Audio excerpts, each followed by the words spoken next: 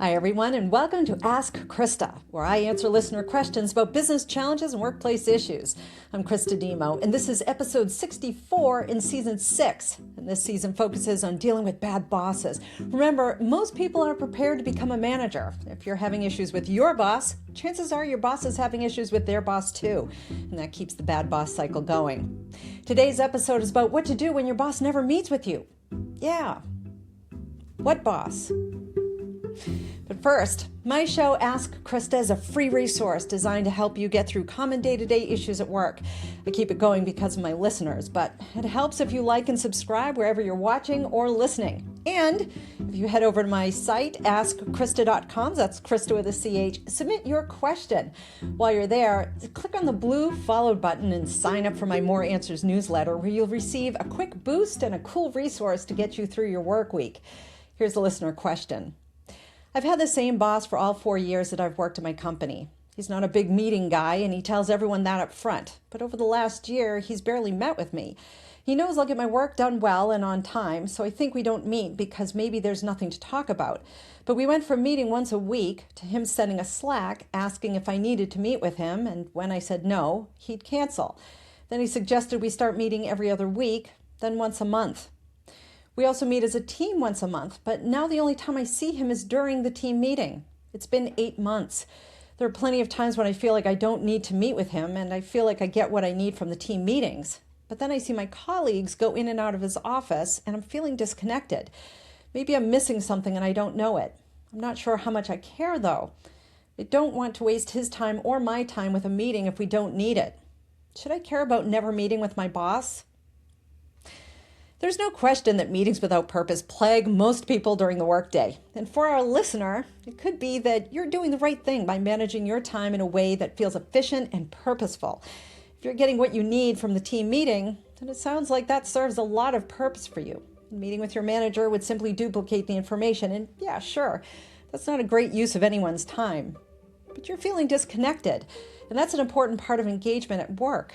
Even if you don't think of your work as needing your engagement per se, and even if you're perfectly fine doing your job, then heading home with a square 40 hours. And there's nothing wrong with that, by the way, so don't believe the bunk about quiet quitting. It's still important, though, to feel and be connected. Now, some of you, especially in global teams or matrixed organizations, may only meet with your boss, just you and your boss, on a monthly basis, and that works. Some of you meet on a weekly basis, and that works. And some of you may never want to meet with your boss, but feel like you have to in order to stay visible. So I'd say this. Meetings should have a purpose to them, and how or when you meet with your boss is no different. The cadence of meetings should serve the purpose. And it's okay if the purpose is to be sure you're continuing to feel connected. Generally speaking, the cadence or frequency of meeting your boss is usually tied to your tenure, seniority, and complexity of work, or criticality of meeting a deadline with scarce resources. In all of those cases, the purpose of meeting with your boss should be to remain closely tied to status so that your boss can be appropriately informed and help you remove obstacles quickly. If you're early in your career and you may not be used to managing some of the common behaviors, such as politics or team members not pulling their weight, they're present in the workplace, those types of issues, and meeting weekly with your manager will help guide you through learning and practicing skills to manage those issues.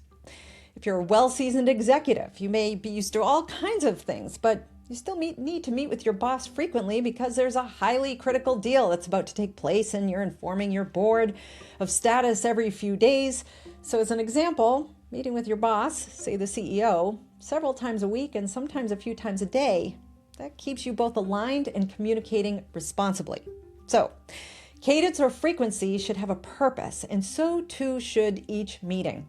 Your boss is there, at least in theory, to enable your success and thereby enable their success, the team's success and the organization's success. Other benefits to meeting with your boss? Visibility of your work. Nominations for different projects or rewards and recognition. Developmental reasons.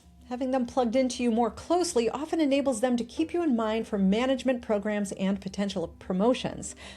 Learning is another benefit. You from your boss and your boss from you. Helping you through issues with others in the workplace, as I talked about a few moments ago. And of course, keeping a healthy, known connected relationship, given the critical nature of the relationship for both you and your manager.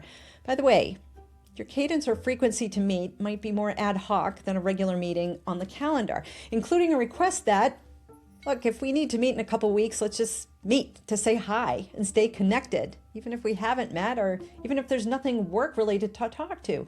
Let's just stay connected. After all, as mentioned earlier, staying connected is a good reason to meet, especially if, like our listener, you're feeling disconnected.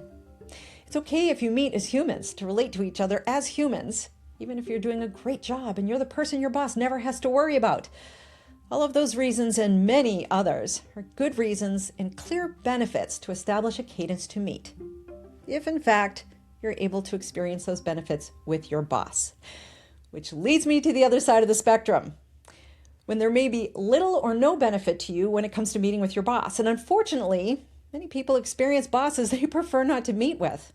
Just to be sure you're aware of what it might mean for you, though, and make sure that if you don't have that regular proximity to or connection with your boss, you understand what might happen as a result of that.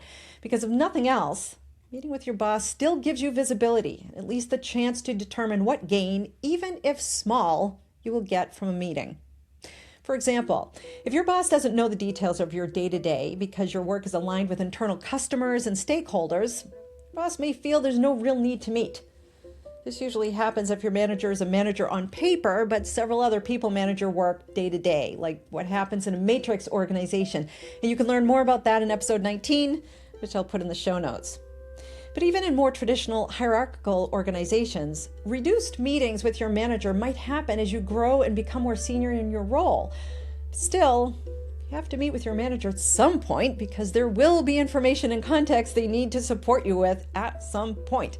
And it will be important that you continue to support them too. So, should you care? Maybe. But I drive strategy to make companies work better. So I'm always looking for easy weaknesses to strengthen. And one of them is to have, at minimum, an honest and respectful rapport between employee and manager. An honest and respectful rapport means that there is an employee that's in need because their performance or the company's performance might be at risk. The manager can approach that employee at any time. They can be honest with the employee. It also means if the manager is in need because their performance or the company's performance might be at risk, that they can connect with their employees too in the same way. Strong, functional employee-manager relationships are not just for the benefit of the employee, but in order for them to have benefit, they must have the ability to be honest in a respectful way. And it probably shouldn't happen at the last minute or when the performance is already at risk or worsening. And that's when a more common and regular and connected connection matters. So, should you care? Yes. To the extent that you know what you need and the value you get and the benefits you get from a meeting. That you understand the reasons behind times when you and your boss may not want to meet, and you're perfectly ready and able to manage or accept the consequences if you aren't meeting enough. I'll leave you with this. Manager-employee relationships matter, so be specific and thoughtful about how you connect with your boss, but also consider what you might need when it comes to how your boss connects with you. In the case of our listener, you might be one of those employees who rarely needs anything. You're self-driven. You can objectively manage your own performance. You get along great with other employees and other team members. You do good work. You have a great reputation.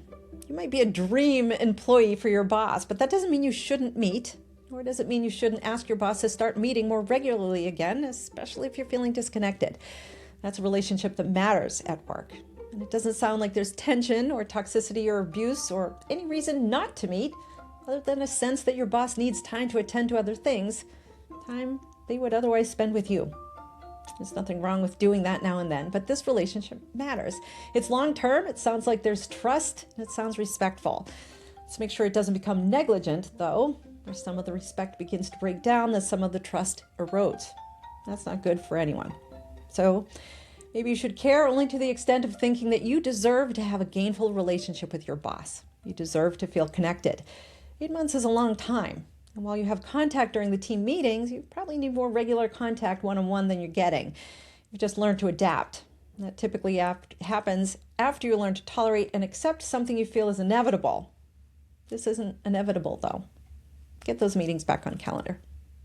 For your resources located in the show notes, and there are a few for this episode, I've included information about leader-member exchange theory. Now, before you hit the snooze button, I'm offering a 2-minute video from the Greg Yu YouTube channel that reviews leader-member exchange theory in a bite-sized way. The crux of the theory is related to in-groups and out-groups based on management exchanges, where it's less about one-on-one relationships between an employee and their manager, and more about how groups within a team may relate to the manager. And our listener's question, my answer is related to assuring that if we find ourselves potentially in the out group because we aren't meeting as much, we simply need to know the potential consequences. Now, my only issue with this video is that it mentions a manager may punish an out group, but punish is a big and powerful word. The leader-member exchange theory supports the idea that the out group won't have as many gains, though. And that's what's important to know about the theory. For those of you who like to geek out about organizational research, I also included an interesting paper from Agarwal et al., published in Frontiers in Psychology in 2020. It's called Leader-Member Exchange, Work Engagement, and Psychological Withdrawal Behavior, the mediating role of psychological empowerment. Read the abstract and introduction. It's readable, trust me. Then read the discussion.